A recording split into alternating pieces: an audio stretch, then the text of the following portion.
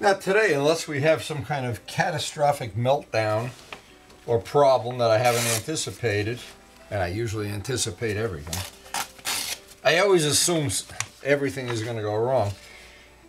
This is going to be one of the nicest days of the year for me personally. Let me explain. I'm hopefully going to get this sanded out with 2000 grit paper, buffed out. That's going to complete this part of the project for Vlad. Something I know we've had a lot of stumbling blocks along the way. The decals, the paint for the motor didn't match, among other things. But you know what happens is, I like to look back. We're pretty much at the end of this. I call it the season that we work on bikes. We're going to start the season we ride pretty soon. In fact, I've already started it. One of the things, and I like to look back and reflect on, what did I learn in the past year? Well, one of the things we learned is about this Portuguese sandpaper that just seems to be working great. That's number one. We've had a lot of learning curve things on Glenn's bike, mounting up those Sport Demon tires. But from all the things we've learned, I just read this morning on email that Vince put the tires on those black rims we did for him with no problems at all, using the little method we use with the Gorilla Tape. And so it makes me kind of happy that we can share this stuff, and that it's best, sometimes fun to share, sometimes it's a pain in the ass, to be honest. And some of the ride things that are happening now, several other people beside myself have gotten cameras, so we're hoping this summer we'll get a lot of nice group rides, whether we do track days or days up on Perkins or whatever. But it's the end of every season that I try to realistically look back and say, well, what did we learn this year? Well, I think our tire mounting techniques have worked pretty well 90% of the time. And for the few times they don't, we're not pitching a no-hitter, that's for sure. But then the other 90% of the time, they work perfectly. And so, because we have a lot of tires to mount yet, let me get the phone because I'm expecting big things today. So all my big business transactions are done for this morning. We're going to get to work on this. We want to buff it out. This was a significant thing, this 2000 grit paper that Mark managed to get 100 sheets of, and we have used it on every job successfully without fail. This is by far one of the biggest upgrades. The other big upgrade that I haven't upgraded yet, but while making all these camera mounts, I have learned so many do's and don'ts, and a few of them really significant in the last couple days. If you've even just looked at some of the footage I shot of Jose riding, some of the stuff with the Suzuki I went out with Aaron the other day, and with his 360-degree camera. I haven't seen the footage yet, but I'm just really looking forward to that, because when we have our two-stroke day and we have our two-stroke rides and stuff, I like to preserve everything. What am I kidding? Anyway, once this is all flattened down, it'll be half an hour, 45 minutes. I'll get this all flattened down and we'll be ready to buff. So as I take a break here, just some of the things I've learned. The suction cup mount, I still use a string on it. I'm still afraid that this is going to jump off, because we do have issues with the same thing on the shower door. And I've noticed when you mount it to the side of the fairing, it really has a lot of movement. This isn't my favorite one yet. We're still working with that. We tried this one on Aaron's bike. It's like a handlebar mount, and he had his 360-degree camera mounted, I'd say with some success. The helmet mount, what I learned about the helmet mount, and it's really significant, is when you put this on frontwards or backwards, the angle that you put the camera is super, super significant. Also, I saved this angle because I was happy with this angle from the Jose ride, that I could see behind me. And what I do is I focus it in so I can just see the tip of the helmet, just the edge of the helmet in the camera. That seems to be about the perfect angle. 2 or 3 days I shot, and as I leaned forward, I was taking pictures of the birds and trees. So those are little things that I've learned. Another thing, I have big gloves. I ride with MotoGP type of gloves. They're very thick. So I don't know if you can see this, and probably not, but I've glued on, and it's going to be out of focus. I don't know if I can get this focused in any better, but a little a 440 nut on the part that you touch. And what it does is it lets me, while I'm riding, reach up with the MotoGP gloves on and turn the camera on and off. And of course, the problem with having it on your helmet, the issue that's a problem is you can't tell if it's on or off, or if it just ran out of battery or what. So, something I have to deal with. When it's on the chest mount, and by the way, this turned out to be the best thing of all. Of all the things we experimented with, let me pop this off. If you give me 1 second here, we can pull this off. Let me just show this. Took me a while to figure this out, but this, and I saw Joe Roselli had his with the shoulder straps, and it worked, but I wanted to make something a little bit better. And so what this does, you can mount the camera here. You have to mount the camera a little bit further away. You have to use this little extension, otherwise the camera's always looking at your gas cap. And I put Velcro on the back and a little piece of Velcro on my jacket. I can move this now to the middle of the jacket, the side, the bottom, until I find the footage, because each bike is different. The bikes with the windshields, you want this to be a little higher. Bikes that have no windshield, you want it a little lower. Well, the Velcro lets you do it. As soon as you get the spot that you're happy with, you run the strap around. Let me just show this. It's like a seat belt. It snaps right on. And what I like about this, it's a safety feature. It doesn't allow this that all of a sudden the Velcro would let go at a, you know, and somebody else needs dental work, the guy riding behind you. So we're learning. We got a whole box of things to experiment with. That's just one of the things. Just one of the things. And by the way, one of the things we made a lot of progress with in this last year was all the various decals and stickers, and pretty much everybody's learning.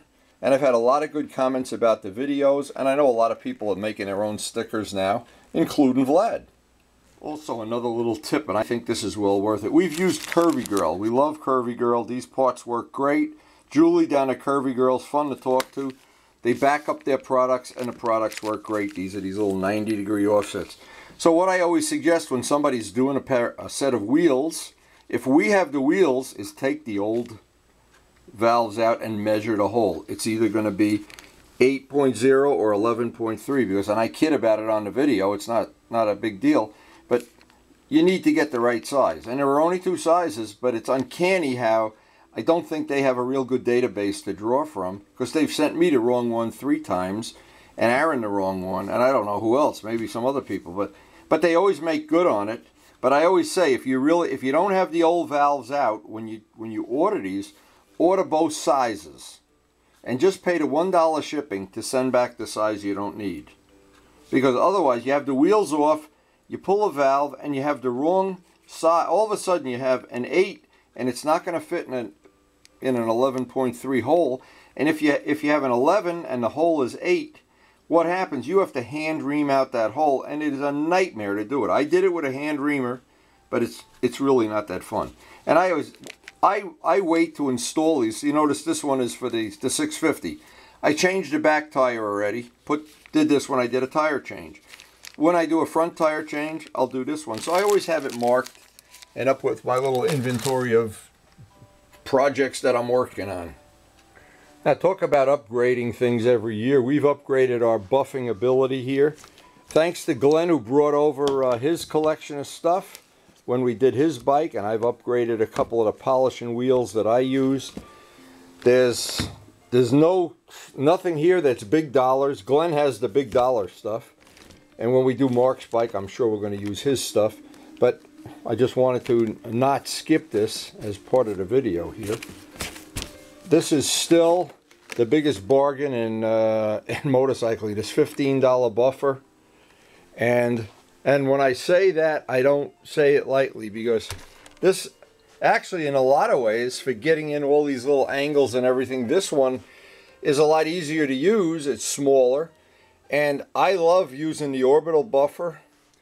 The other thing is I'm running out of this compound. We've been using this up. This is the medium cut. This is the stuff I really prefer. And between those 2 products, within an hour, hour and a half, we should have this buffed out.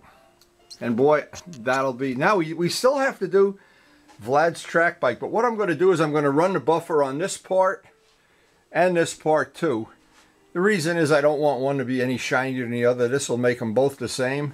I'll get them ready for whenever it's going to be convenient for Vlad to pick them up. But we have really, that's what happens is you just do things. If you do things often enough, you improve your skills. If you ride enough, in model aviation we used to say the thing you wanted to learn is at the bottom of the gallon of the fuel jug. In other words, if you just fly enough, you'll learn. And we do a lot of work here, and we learn a lot. And hopefully we're able to share a lot, because that's the real goal. Now, this is one tip, one little tip I think everybody should know about. When you're doing a part like this, buffing, sanding, whatever, holding the part, because it's rubbery and flexible. Sometimes just rolls of paper towel that still have that plastic on, you can kind of use it as a way to support the part. Of course, if you have somebody here while you're doing this, you don't need that. And with these $15 buffers, it's just a question here of spending time. If you have the bigger, more expensive one like Glenn has, it may go a little quicker. He has the three-part, three-step process, which works great, by the way. I don't remember the name, but it does. You can look back at the videos. And this 4C or C4, whatever it is, this product, wow, can't say anything bad about it.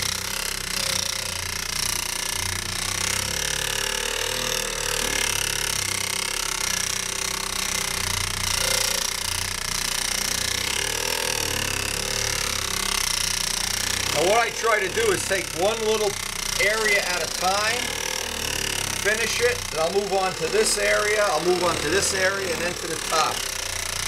Being real careful around the edges, not to go through paint at the edges. And using, I have a roll of paper towels under there for support. Now another thing, with this material, let me just put this on camera again. If this is what a lot of people do that's a problem. They take it and put a gallon of it on there. The less you put on, actually, the better it cuts. Up to the point. It should always look like it's just a little bit dry. It takes a while for the shine to come through, but this is the thing. You just need to have patience. And if you have the bigger one, it'll go a little bit faster. But in our case, let me get the next area done and show it. Now this is another really nice trick that we've kind of fine-tuned in the last year. I have this rough buffed out now. I would normally, if I was doing a lot of buffing on a big hood of a car, this is the perfect thing, because it has a softness to it. Now keep in mind, these red or orange pads are usually a little stiffer. We have an even softer pad. This one is really soft. So this is a trick that I've learned. If you take the really soft pad right at the end of buffing, and Glenn knows this because what we did on his project, we actually did this and it worked great. This is Maguire's Cleaner Wax. Now we want to put some wax on here. Let's see if this is even open yet. No, this is a new one. So what I'm saying is, every year you learn about new products. This year we learned from that stuff that Glenn was using was really good. That's another thing we can add to our little bucket over there, our laundry bucket. But this was one of the things, the Maguire's Cleaner Wax. And again, you don't want to do too much on it. Just the least little bit sometimes is enough. Better to have not enough than too much. And you can, believe me, if you just slobber this stuff on by the spoonful, it doesn't go any better. Now, the problem is with this is heavy. If you're strong like Glenn's a, macho guy. I'm a Grandpa Windy. So I just pick a spot.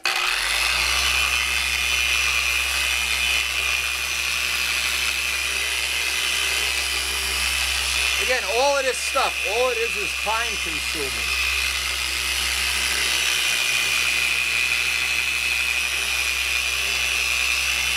Now I use it, let me mention this. Oops, like Glenn's, I found this to be an okay spot for doing that flat spot. It has an adjuster for the speed. I've found speed 3 to be just about right for doing this. When it goes any faster than that, it doesn't seem to buff any quicker. It's just harder to hold it, and it's jumping all around and everything. And in reality, you're supposed to use 2 hands on a buffer, but let's see how this is working out, baby.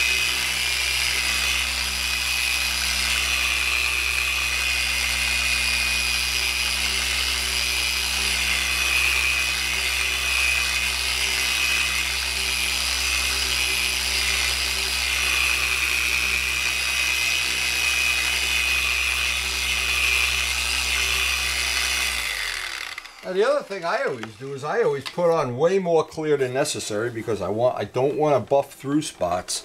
When I get to this spot, I don't want to buff through an edge. Oh, that looks nice.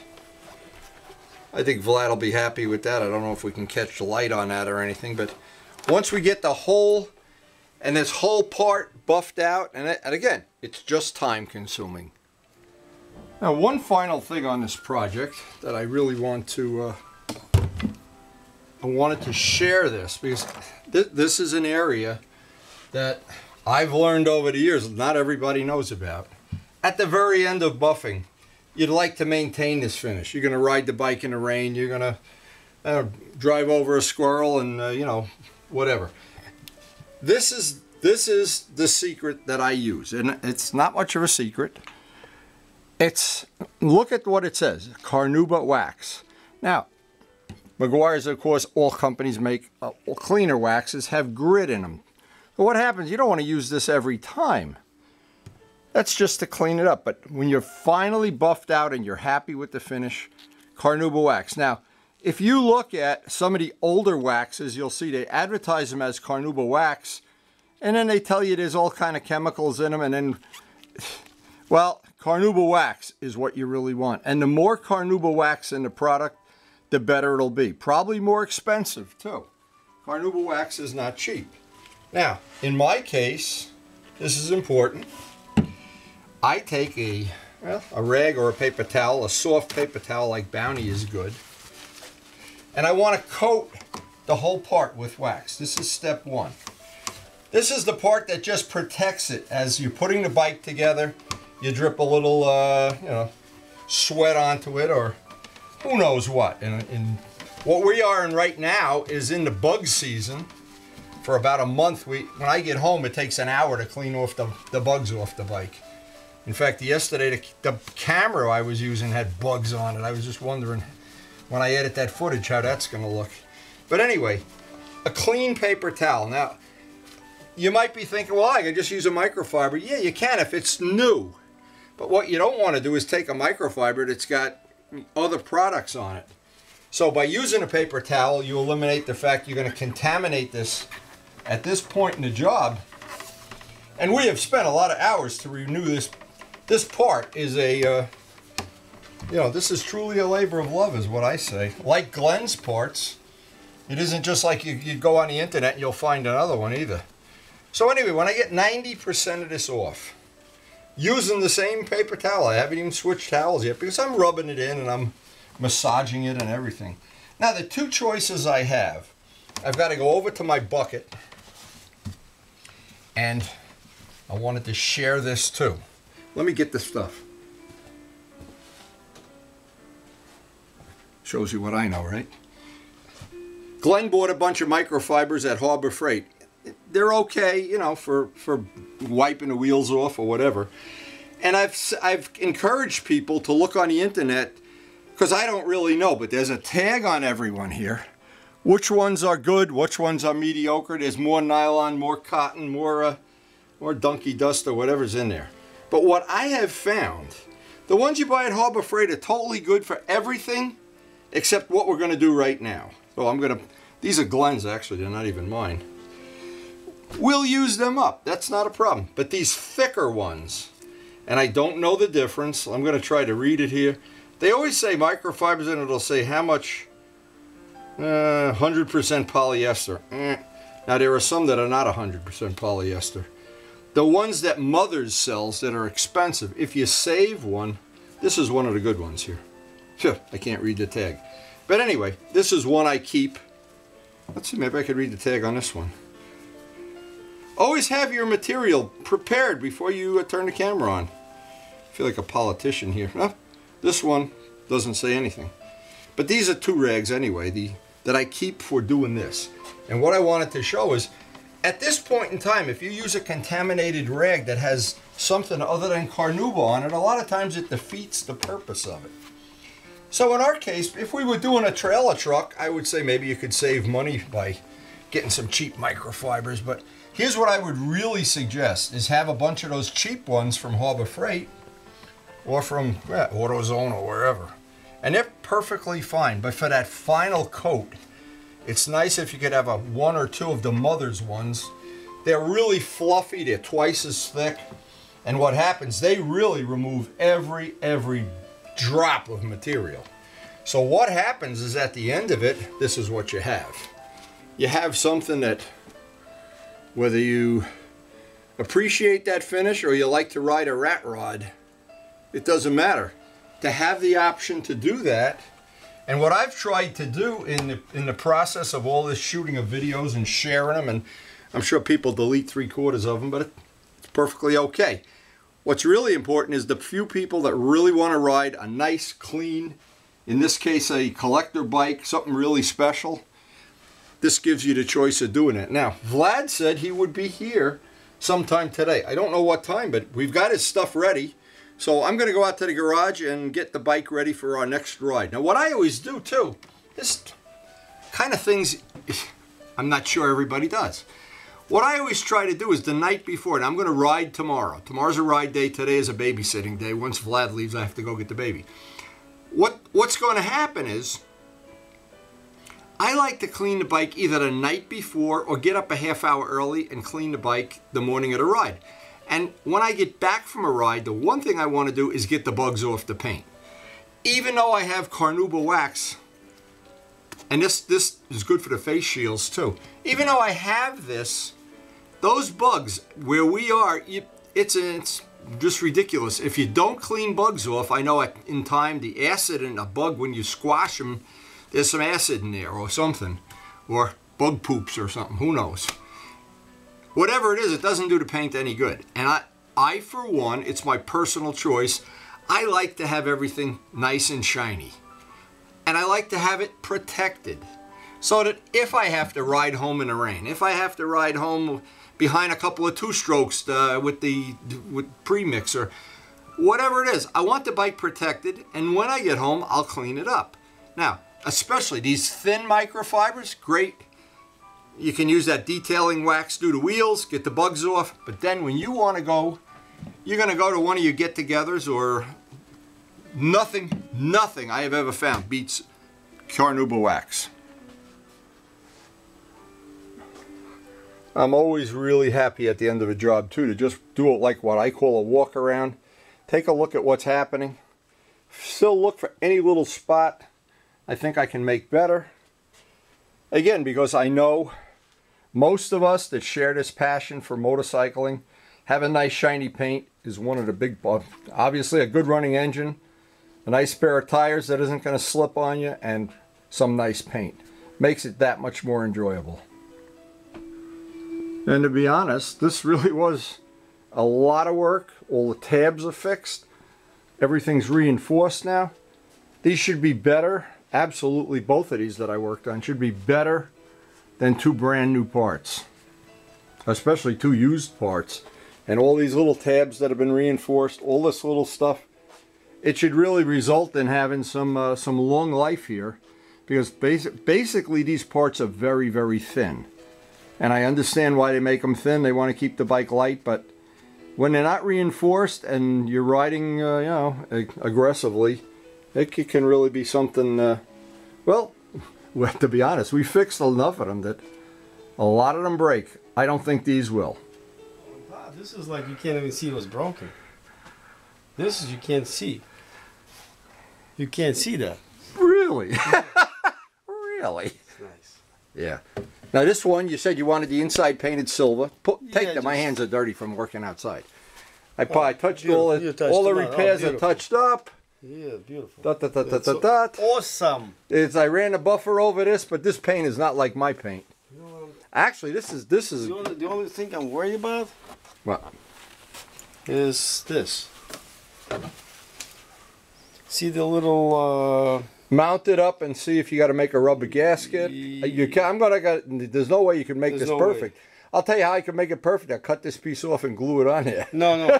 I mean maybe like to groove it in with. Well, but if you have, you know what I should have did? Tell me to bring the mirror. The mirror goes here, right? Yeah. Should I bring the mirror? Bring the mirror. If it doesn't fit good, bring it. I'll grind the mirror so the mirror fits in it. Let me bring the mirror over because we could and put a rubber gasket or something. Exactly. Well, it has the rubber gasket, but if it doesn't have the indent like this, it ain't gonna mount. Well, let's see. If it doesn't, we could work on the mirror. Okay. You got plenty of mirrors? I only got one. Oh, okay. So we'll fuck that one up.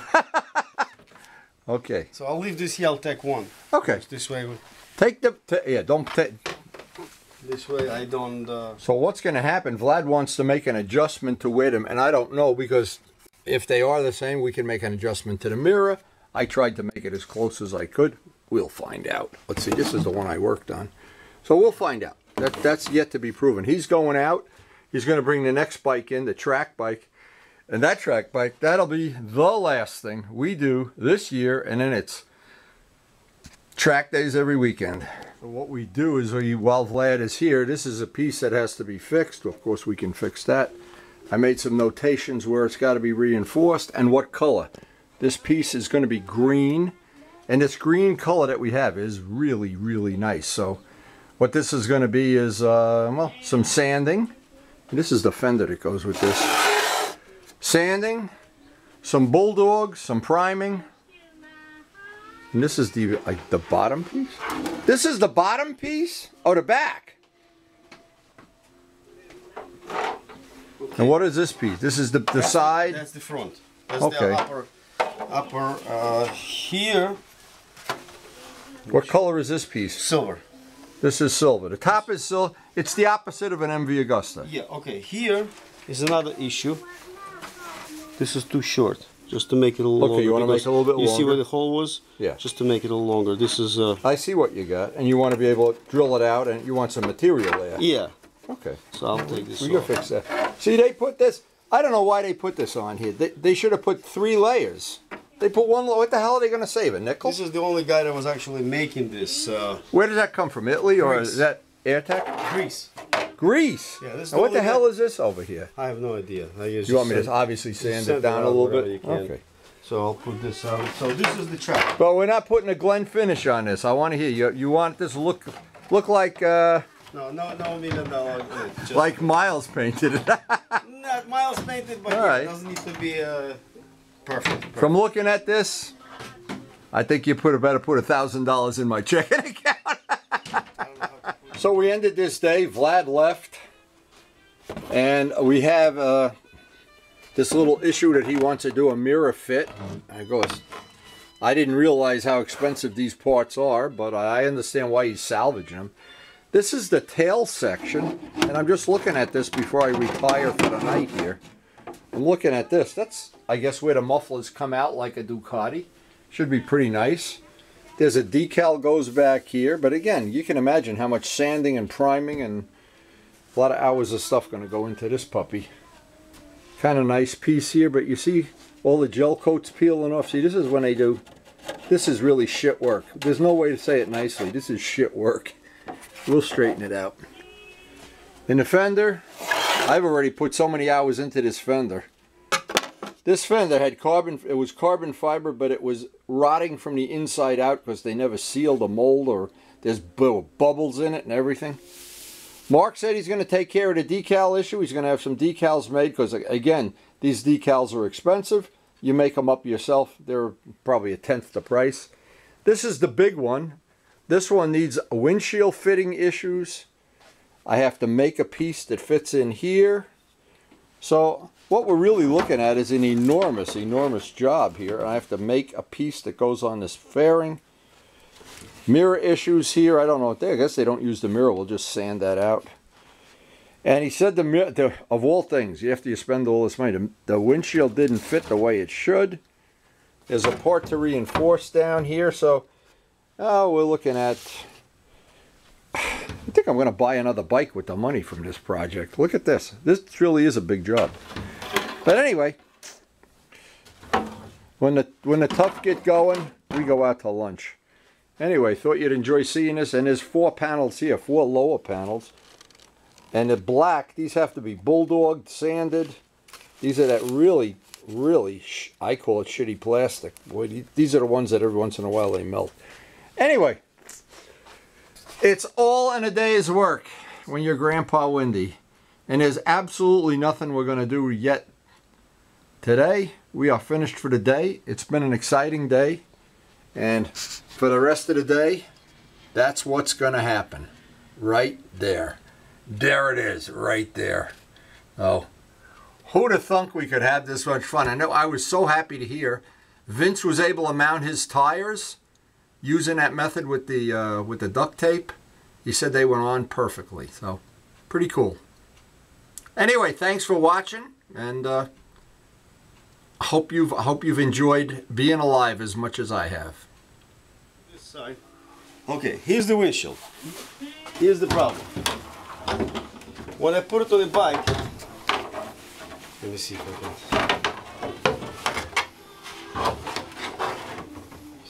can kind of show you.